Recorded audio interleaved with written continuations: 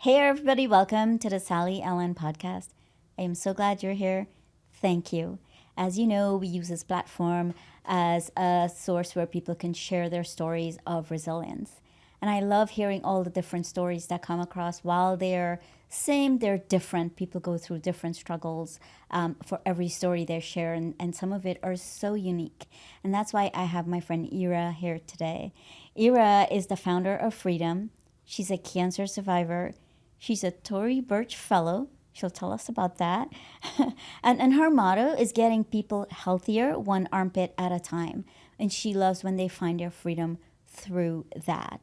One of the things we were laughing about before we started, like Ira was saying, it's so weird having hair. And with that, welcome to the Sally Allen podcast, Ira. Thank you, and thank you for having me. I'm proud to be here. Super psyched. Yeah, I am so happy to have you here. I know it took a little bit of finagling because of our schedules, but Schedules. I know, but we made it. We made did. it. Yay. Yeah. This is a great way to spend a Friday night.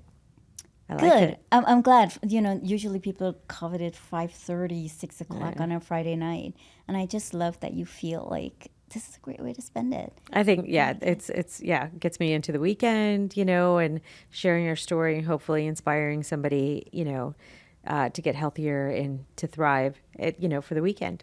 Yeah. So I know, Ira, your story started with your 3 friends having breast cancer. Share a little bit about that with us. Yeah, so I actually owned a financial firm. I thought I was golden. I've been in finance for over 20 years, and over the course of 6 months, I had 3 friends, 34, 41, and 43, diagnosed with breast cancer.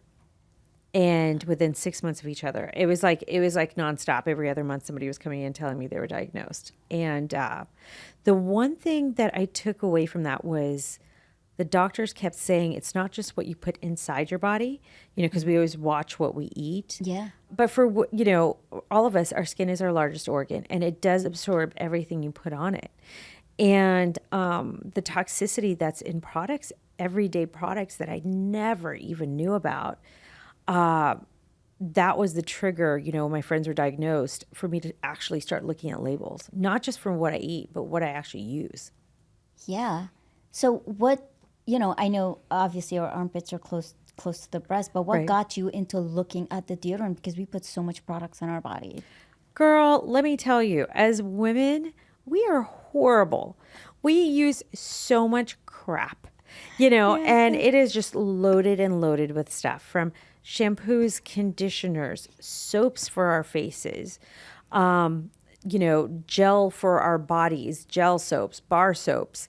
I mean, I could go on and on and on, and I think it was something like we use 16 different chemicals on our body on a daily basis without knowing it.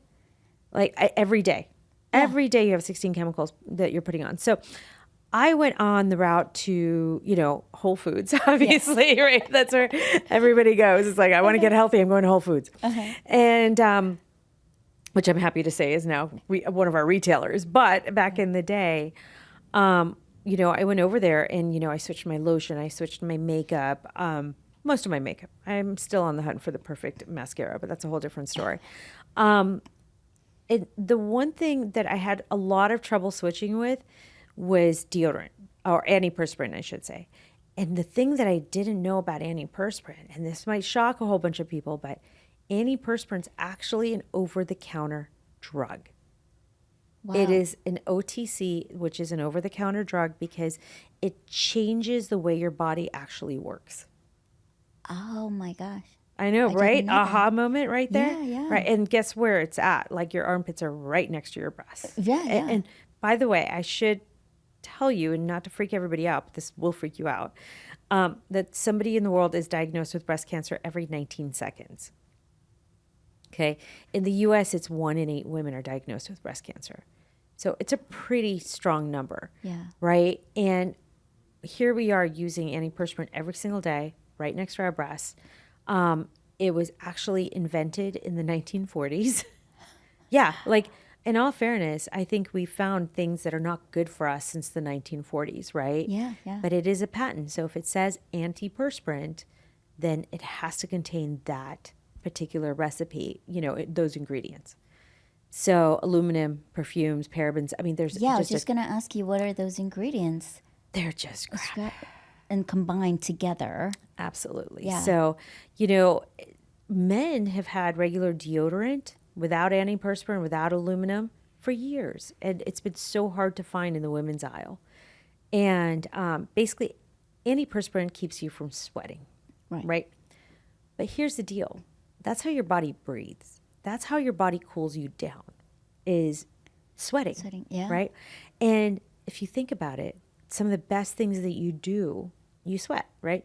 When you exercise, when you dance, when you get it on with your partner, these are all things that your body's used to. It calms you down. And when you stop that from happening, right, where does it go?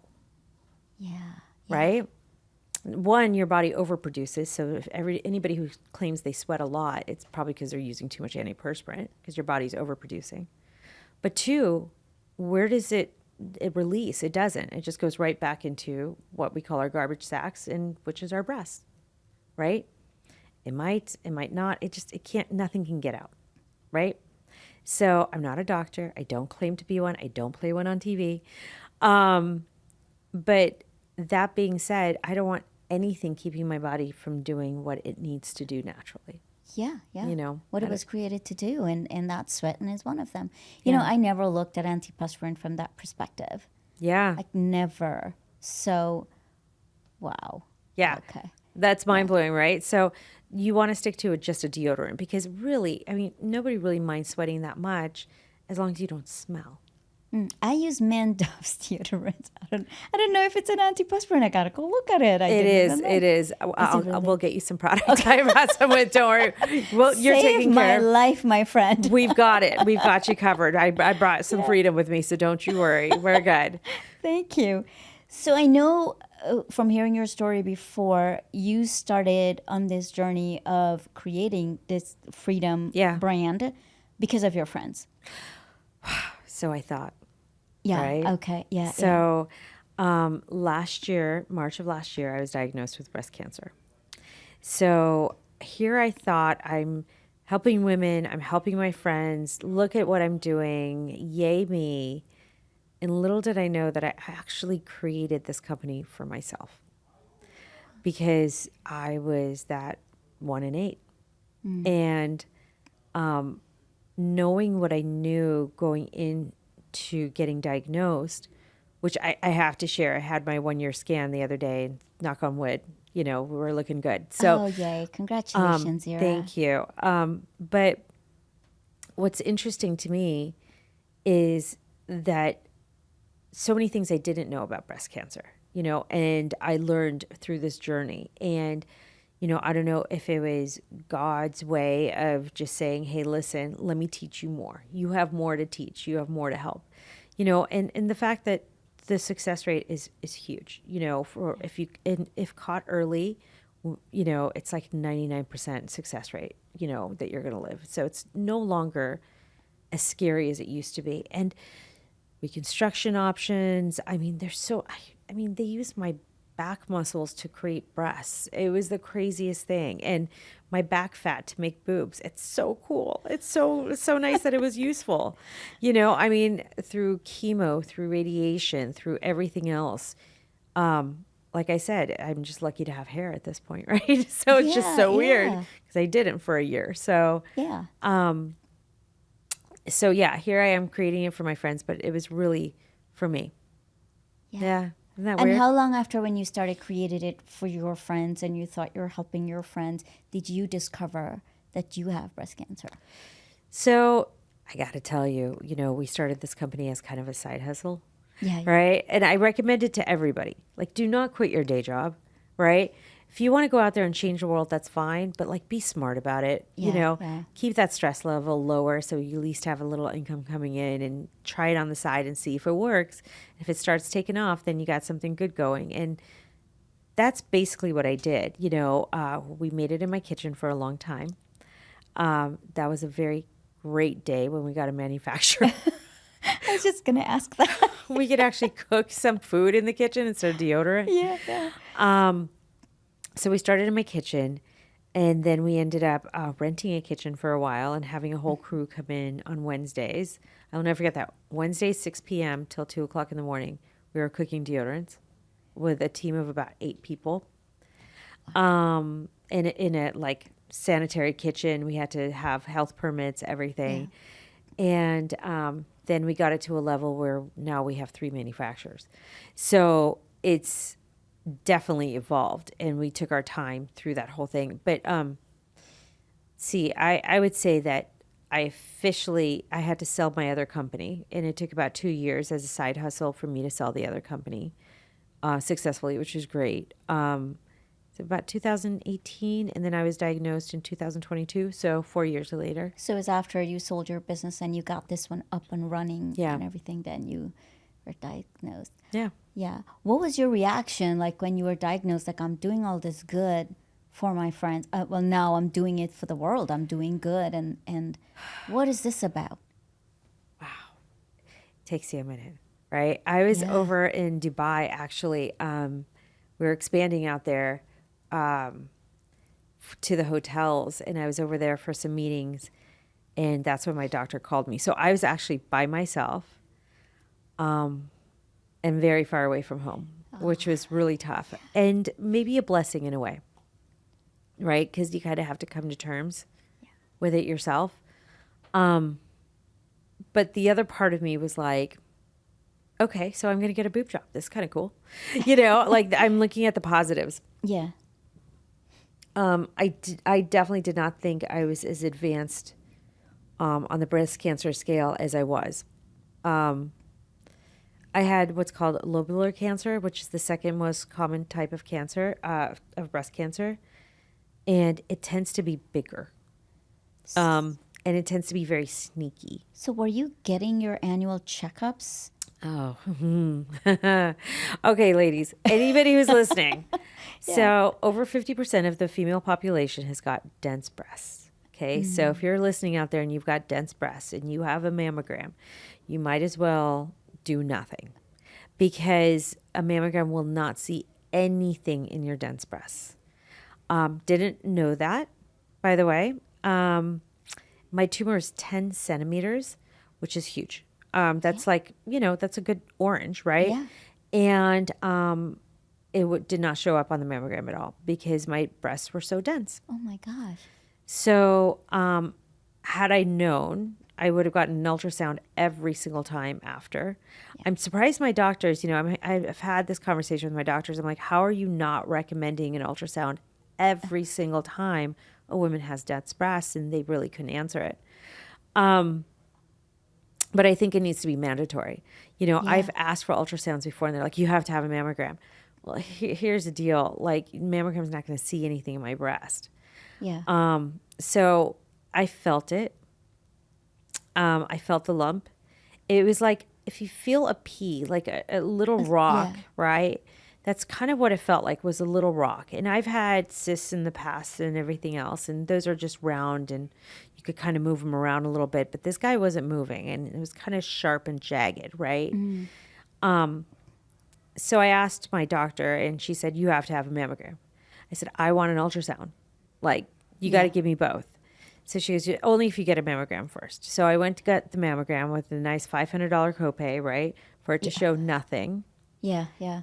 And I said I demanded an ultrasound at that point. And they listened, and they ultrasounded. They did the ultrasound, and they sure enough found something, and they biopsied it. And I got on a plane and flew to Dubai, for work. And that's when I got the phone call. So it was my own advocacy. And I think that's super important for women to find out, what are my breasts like, right? Do I have dense breasts or do I not? Because that makes a huge difference. Like, what's the point of getting a mammogram when you're not going to see anything? Yeah. And that's, dense or not, is identified when you do the mammogram. They can tell you. They can tell you. And not only that, I think it's mandatory now. They have to send you a letter to tell you that you have dense breasts. Good. And then you have the option to go. They don't give you that option. It's up to you if you want to go do the sonogram. If you already know that you have dense breasts, like, don't even wait for the letter. Don't wait. Okay. Just ask your doctor, like, hey, listen, I need both done. Yeah. And ultrasounds are very inexpensive and don't hurt you either. You know what I mean? So it's sound waves. So you don't have any radiation, you don't have any, exposure to any of the bad stuff. So yeah, definitely. And if you have history of breast cancer in your family, I would highly suggest doing an annual MRI if possible too. Yeah. Yeah. Thanks for those tips, Ira. Yeah. Because the MRI showed it right away. So Yeah. it was like, Yeah. So I want to go back to when you were working in finance Yeah. and running your business. oh geez. Oh my Yeah. God. It's probably Yeah. what caused the breast Tell me- cancer in the first place. I know that it had to be stressful because anytime, and I notice like anytime you talk to an entrepreneur or you talk to someone who's successful, there's a lot of sweat, blood, and tears that go into it and a lot of sacrifices. Talk to me about something like that. I literally think it caused my cancer. I really do. It's Did you? well, let me back up really quick. Yeah, you weren't joking. I thought you were. No, I wasn't kidding at all. So 90% of breast cancers are hormone related. Estrogen, progesterone are the two top hormones. Estrogen levels go high when your cortisol levels are high. Okay. Yeah, stress levels. Yeah. Yeah. So what causes cortisol? Stress. Yeah. Yeah. Right? Wow. So I think it all just over the years just all caught up to me. It wasn't what I ate, it wasn't what I did, it was pretty much that, right? How was it? I was 3 kids, 2 companies, and I was kind of a single parent because my husband and I were not necessarily in the same house at that point. Yeah. So, yeah, it was really tough. I do not recommend it to most people. And, but my eye was on the prize, right? Like I went to bed thinking about packaging. I went to bed thinking about formulas and scents, and my house smelled amazing, because we had all those essential oils going and stuff like that. So, gosh, I just remember, first of all, as a woman, I think you have to be like just really diligent on your schedule, and you have to be diligent on the fact of you're not going to have it all. You're just not. I'm sorry. That whole work-life balance does not exist. Yeah. Right. So, at that point, I knew that was the sacrifice I was going to have to make. Right. I didn't have much of a social life, I didn't, which was, looking back on it, I'm like, I should have had a little bit more self-care, taking care of myself better, but because I just tried to take on everything. But I would recommend for any women that are out there that are looking to do this, like, get organized, and it'll be easier for you once you get organized. And don't spread yourself too thin, and take some time. Like, the world is not going to end if you take a day off. Yeah, yeah. And what that sound is wall ball from the gym, but you can hear it through here. Fantastic. Sounds like fun. Wall ball. Yeah. Let's do it. Yeah, I saw your face. And I lost my train of thought. Let me think. What would you say that someone shouldn't compromise? What did you compromise that you regret at that time? My health. Myself. As women, we tend to put the mask on everybody but ourselves. How they tell you on the plane, if your plane's going down, don't put it on your children, put it on yourself, because they need you, right? And I did not do that.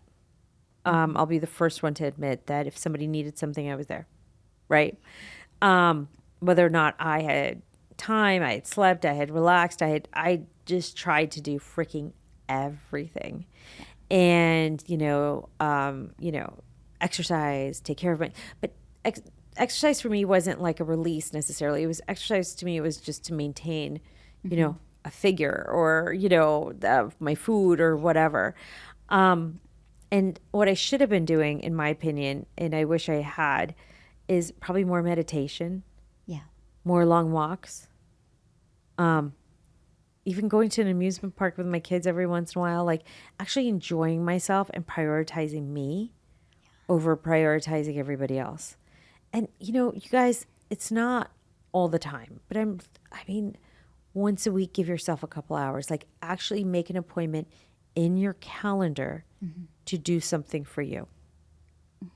I like that a lot, because you'd hear people say, well, I had to go 24/7, didn't have time for the kids, didn't have time for anything. But I like what you, when you look back, that your perspective has changed. I wish I had done this. Because how old were your kids? When we started, oh geez, seven and nine. I would, yeah. And the funny thing is, they grew up with me in this, and now it's so funny because like my daughter Stella is president of DECA, and my daughter Roma just got into a program to go to Germany next year all by herself for her senior year. And Ava is like head of her cheerleading team and was varsity captain last year. Like, they're super uber high achievers, not always to their best ability, but it's, well, it's mama. They're role. Mama is their role model. yeah. But you know what though? Part of me is just like, I want them to like enjoy life too. Yeah. Like it's not always the part of me sometimes just wants to cash in and go live in Belize for a little while. You know what I mean? Or like on a little island in Santorini, right? Because I don't need much over there. Sounds nice, yeah. Right? I mean, we hold ourselves to such high expectations and extremes. And Michael was, I immigrated to this country and I just wanted to show my parents that a girl could do it. Yeah. Yeah. You go.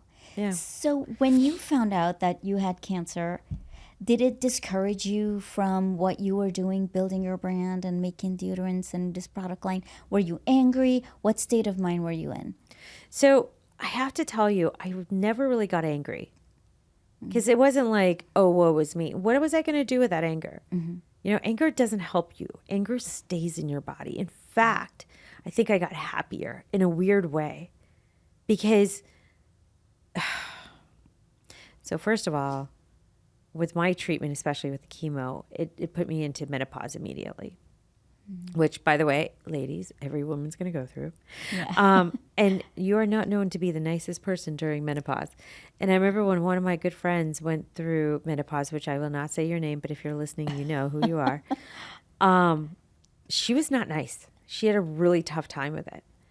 And I swore I would not do that. So I don't know if it's just like, I knew that was going to happen. I just watched myself like crazy just to make sure I wasn't going down that road. Yeah. But it's tough. I had a few moments where I would just break down crying. And the pity party never lasted that long, I have to tell you. Just because I would just look at the fact that I'm still here. Right? Yeah. And yeah, I think the hardest part, there was a lot of hard parts, but one of the hardest parts was the menopause. It was the sadness of your youth almost fleeting. I think that was harder than the actual cancer diagnosis. It's like, oh, by the way, now your skin's going to go to crap and you're going to get a belly and you're going to do this. And I'm like, what? You have no metabolism and your joints hurt. And I think that was a little harder to swallow than, because I wasn't ready. It wasn't my time yet, so. No, it's tough. So was that harder than losing your hair? So losing my hair for the day was hard. The day of, I cried my eyes out that whole day. I actually shaved my head on Mother's Day last year. But it was cool. I did like a faux hawk. So I shaved the sides and kept the top long. So it was like this fake mohawk because I knew it would fall out soon. And I felt like such a badass. We called it the Mad Max time. I was like, I would walk in, I was such a badass, right? And then it fell out, or starting to. It fell out once it started, it went really quickly over the course of like 3 days. It was almost gone. And then it was like patchy and I looked like a Holocaust survivor. It was horrible. Yeah. And then, so my husband shaved it for me and I cried the whole time and that was tough. But you know what though? After a couple of days, I was fine. Like I thought I looked kind of cool. I was getting hot flashes, but they weren't that bad because I had no hair. So, it didn't stay. And it was like summertime in Vegas. And so you're really hot and I didn't have to worry about that. Like, I'm like, whatever, I just put some sunscreen on my head and I was good. Right. So the bald head, believe it or not, was kind of fun when I had it, right? And then when it started growing back, it was so different than what I had before. Yeah.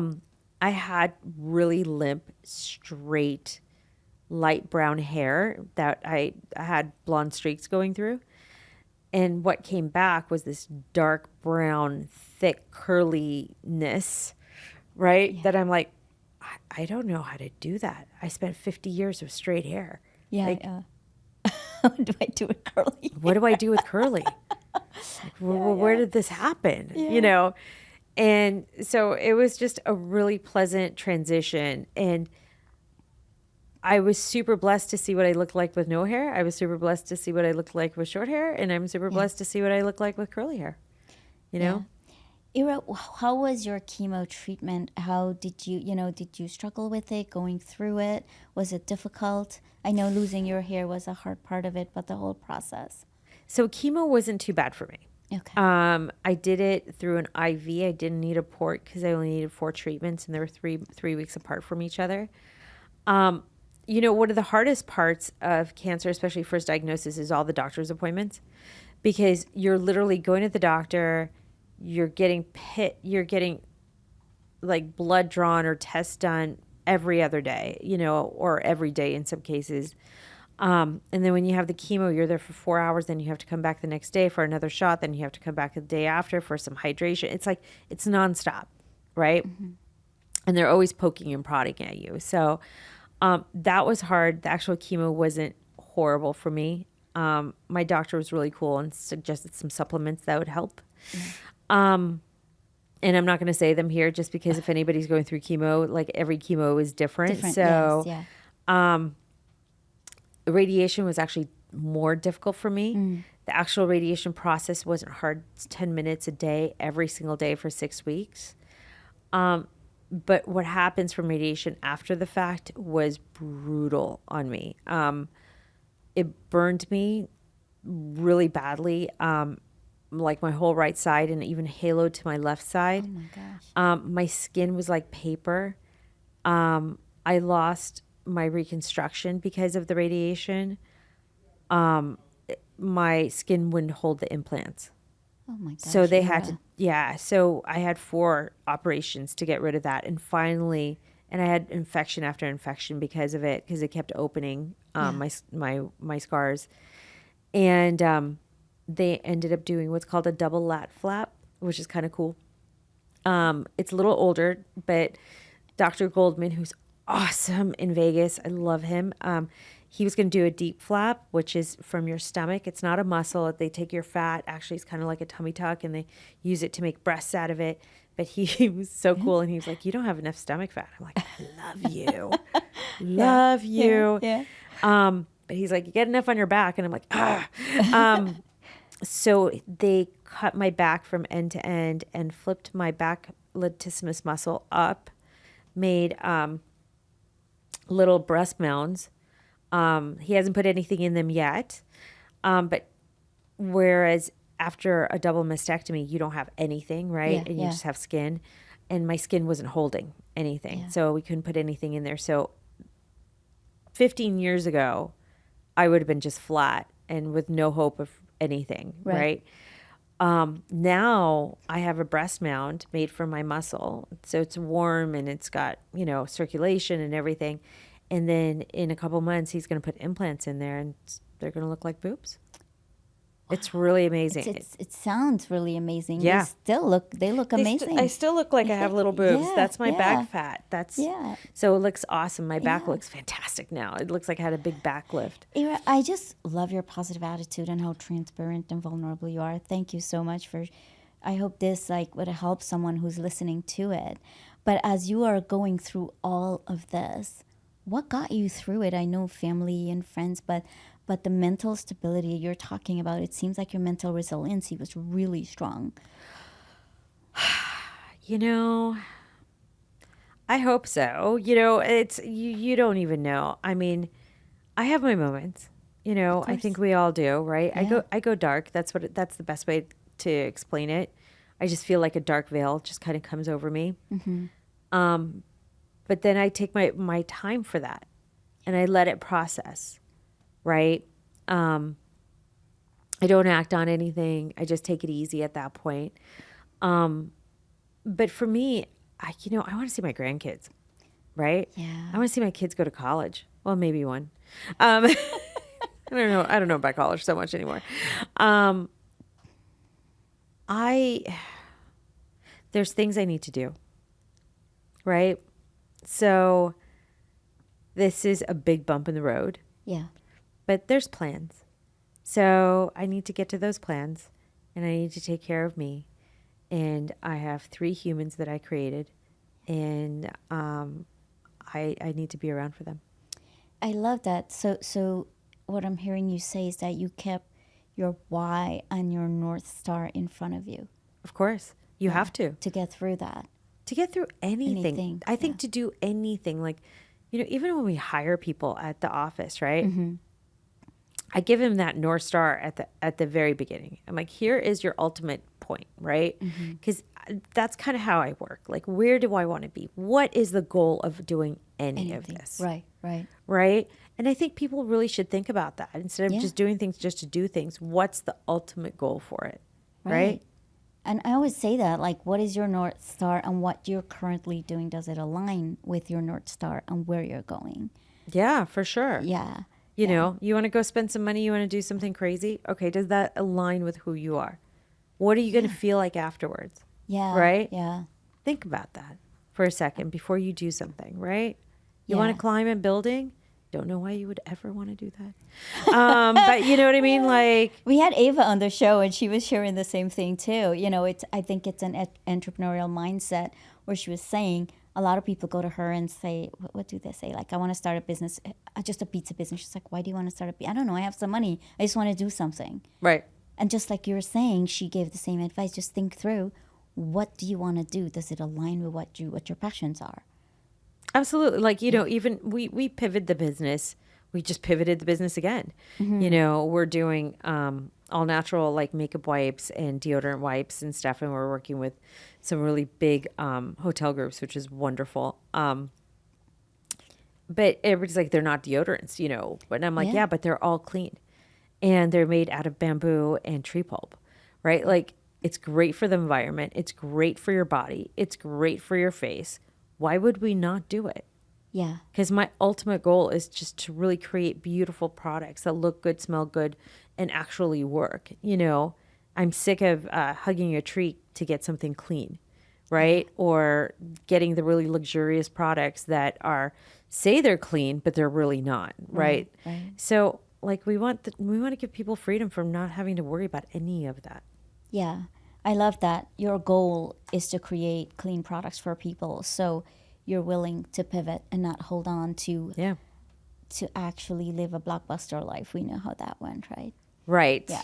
Right. Exactly. We know we can name some of those companies and see how they went, but it's good. I love the word pivot. People hate it, but I love it. You got to pivot in life because you're not going to get anywhere if you don't sure. pivot and change with what's going on and adjust. Yeah. So we didn't know where this was going to go, Yeah. but I absolutely love that you share so much about your cancer journey. And that I think this is going to add a lot of value to our audience. So, Let me say something really quick. The doctors told me one thing. They were like, attitude is everything. I love that. And Yeah. I'm like, what are you talking about? Right? Like, he's like, you've got a good attitude about it. And I have to, because what's my alternative? I'm not going to live in the other side, right? I want to concentrate on the good stuff right now. Like, yeah, I had a 7-hour operation that I could barely move afterwards, but I got a back lift out of it, right? I lost all my hair, right? But I got curly hair for the first time in my whole life that came back, right? Like, so you gotta look at the positive, or else it's like, it'll be a miserable existence, right? Life is about changes. Life is about, I always say, this is the thing I always say, either you're going through a trial, you're in the middle of a trial, or you're coming out of a trial. And the people who are positive and they look at it from that perspective, they're the one who comes out of it with, again, a positive attitude because they had that all along. Yeah. So I love your positive attitude. Thank you. Yeah, but I loved when you share your story because you were standing up and you were so animated and you just. And No, I and I'm think well, we can't really stand up here, but when No. you shared it, you were so full of life and full of joy. I'm like, I have to get this woman on my podcast. Aw, It thank was so great you. when I saw you share it. It was just so amazing. So much life to you and so much positivity and so much love. Thank you. It's an honor to know you. Oh, thank you. Yeah, Oh my God, you made my day. what's a takeaway for our audience today? Just do it. I mean, one of my mottos as a business owner is jump off the cliff and build the plane on the way down, right? Yeah, yeah. Or so you could go back up, right? But the motto I love, I'm going to steal it from Nike, right? Just do it. Yeah. Anything and everything I've gotten in my life is because I did it. It's not because I talked about it. It's not because I thought about it. It's not because I was chatting with my friends about it. It's because I actually did it. Yeah. Yes, yes. Man, you, Camila, and Ava, same thing. You just, and you're such powerful women in the, in entrepreneurship, and you just have the same thought process. So I'm saying you're doing something that works. I appreciate that. The three of you, yeah. I appreciate it. But the other part is too, as women, we really got to band together. So Yes. it's lift each other up, give each other an opportunity, and we could get really petty, and we need to knock that off. We need to knock that off and support each other. Yeah, I agree. Well, thanks for sharing your feedback. Thanks for sharing your story. Yeah. And friends, my takeaway is sometimes it's hard to stay positive when we are going through really, really tough stuff. But I think if we surround ourselves with the right people, Yes. right, and we have the right attitude, we'll get through it. There's nothing that we won't get through. I always say, what was it? This too shall pass. Always. Yeah, this too shall pass. The sun will come up The tomorrow. sun will come up tomorrow. Well, thank you. Thank you again for being on the Sally Ellen podcast. And friends, I encourage you, live resiliently.